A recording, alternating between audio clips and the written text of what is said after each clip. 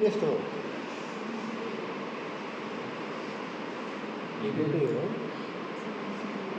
ये प्लाज्मा हो से प्लाज्मा हो liquid so it is Pauli's test Pauli's negative positive so Pauli's को एग्जांपल के हो staph aureus Staph aureus 18 this is indole ring indole positive indole negative positive example you should write E. coli negative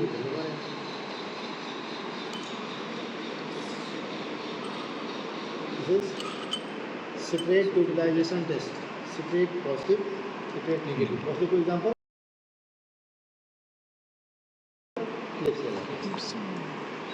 sometimes they can ask like what is the indicator अथवा indicator सोचो भने ब्रेमोथाइमोल blue अनि which media is this यो media को नाम के हो then Simon citrate agar Simon citrate agar this is urease test urease positive pink in color urease negative light yellow in color name of the media is Simon Gray, Christensen's urea agar. Christensen's urea agar.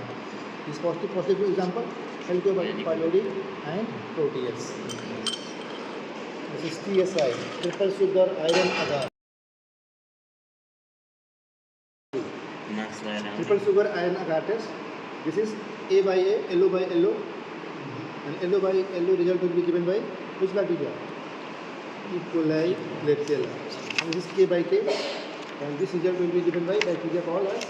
Pseudomonas. Non-fermentose will give K by K reaction. Triple sugar iron agar. इसमें positive negative बने रहूँगा oxidase test इसमें तीनटा sugar हुन्छ glucose sucrose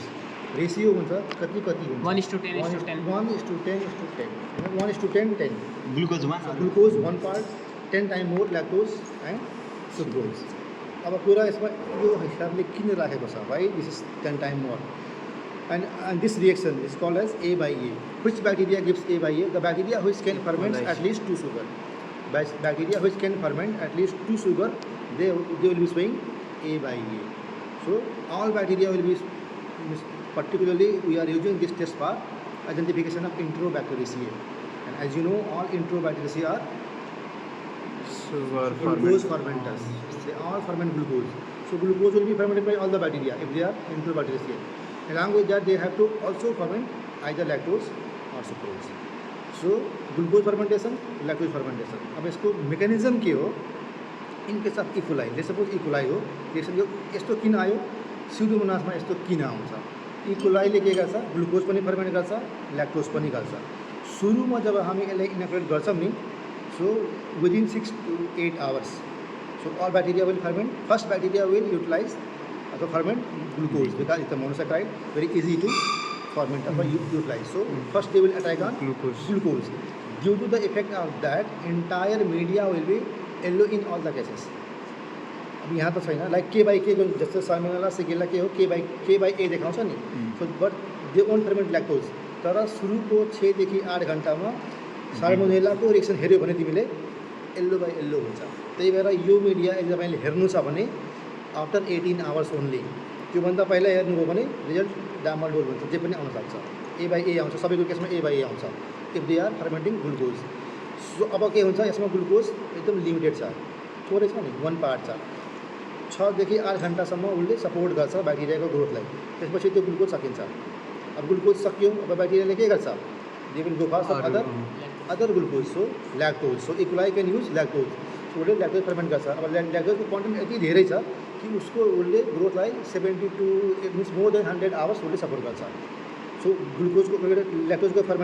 fermentation भइरहेको हुन्छ so media throughout the time whenever you will observe A by A नै हुन्छ ए बाई ए तर in case of Salmonella and Shigella के हुन्छ जहाँ के बाई के माथिको पिङ्क भइहाल्छ तलको येल्लो उसले सुरुमा के गर्यो ग्लुकोज फर्मेन्ट गर्छ साल्मोनेला पनि सुरुको 8 घण्टासम्म यो येल्लो हुन्छ अब ग्लुकोज सक्यो अब साल्मोनेलाले ल्याक्टोज फर्मेन्ट गर्न सक्दैन अब उसले बाँच्नु त पऱ्यो नि सो उसले के गर्छ यसमा भएको प्रोटिन एमाइनो एसिडलाई उसले युज गर्छ तर उसले एमाइनो एसिड कहाँको युज गर्न सक्छ जहाँ अक्सिजन हुन्छ सो माथिको पोर्सनमा अक्सिजन छ स्ल्यान्टमा त अक्सिजन छ नि तर बटमा चाहिँ अक्सिजन छैन सो यो एरियाको अक्सिजन के अरे एमाइनो एसिड उसले युज गर्छ एमाइनेसन भन्छ अमोनियाहरू भन्छ जसले गर्दा पिएच चेन्ज भइहाल्छ होइन अमोनिया फर्म भयो अमोनिया फर्म भएपछि के भयो पिएच चेन्ज भयो जुन सुरुमा येल्लो थियो सुरुमा त पुरै येल्लो थियो तर माथिको पार्ट अब पिङ्क भइहाल्छ किनभने अल्कलाइन नेचर भयो के छ फिनोल रेड छ फिनोल रेड अल्कलाइन पिएचमा पिङ्क हुन्छ फिनोल रेड एसिडिक पिएचमा येल्लो हुन्छ सो तलको येल्लो नै किनभने त्यहाँ डिएमाइनेसन नगरेर त्यो पोसिबल छैन हुँदैन तर माथिको पासमा त हुन्छ नि O2 छ सो त्यही भएर यसो के बाई के आउँछ अब इन केस अफ के अरे Pseudomonas as you know Pseudomonas is a non fermenter it won't ferment any sugar उसले सुगर फर्मेन्ट गर्नै सक्दैन सो त्यही भएर यसको कुनै पनि पार्ट येल्लो हुँदैन इभेन उसले ग्लुकोजलाई पनि फर्मेन्ट गर्दैन सो येल्लो भएन उसले गर्छ के उसले गर्छ अमाइनो एसिड युज गर्छ सो यहाँ सो उसले अमाइनो एसिड युज जसले गर्दा पिएचको चेन्ज खासै चेन्ज हुँदैन चेन्ज नभएर यो सेम कलरको हुन्छ तर एउटा फरक आउँछ यो स्लोप एरियामा एउटा सिन देखिन्छ SHEEN सिन एउटा लाइक उसले यसरी टेल्ट गर्यो भने एउटा ब्ल्याकिस कलरको एउटा सिन जस्तो देखिन्छ त्यही हो के बाई के विथ सिन इनके साथ सुडोमोनास यही हो मेकानिजम अब बाँकी बहुत लामो छ प्रोसेस अब यो कालो पनि हुन्छ नि कुनैमा जसले H2S प्रोड्युस गर्छ कालो गर्छ एक्चुअलीमा H2S के हो H2S त ग्यास हो नि त सो ग्यास त H2S त कालो हुँदैन जुन हामी कालो हेर्छौँ नि त्यो H2S होइन त्यो के अरे FeS हो FeS फेरस सल्फाइड हो त्यो फेरस सल्फाइड कालो देखिन्छ by looking at ferrous sulphide colour we are saying this bacteria is H2S producing because FeS तब बन्छ fine bacteria can produce H2S किनभने यसमा भएको आइरनसँग H2S को सल्फर रिएक्ट गर्छ अनि एउटा ब्ल्याक कलरको प्रिसिपिटेट बनाउँछ अनि त्यही देखिन्छ कालो अब त्यो कुनैमा कालो बल्की हुन्छ कुनैमा कालो डिफ्रेन्ट सेपको हुन्छ एउटा मुस्ट्याच सेपको आउँछ नि सेप त्यो साल्मोनेला टाइपमा मात्रै आउँछ मुस्ट्याच सेपको कालो यो जुन जङ्सन छ नि त्यो स्लोप र बटको जङ्सन त्यो जङ्सनमा यस्तो कालो हुन्छ यहीँ त्यो मुस्ट्याच सेपको त्यो हो साल्मोनेला टाइपी ट्राइकिम्युरियम हो भने इन्टायर के अरे बट चाहिँ ब्ल्याक भइहाल्छ अनि त्यो ब्ल्याक कहाँ बन्छ जहाँ एसिड हुन्छ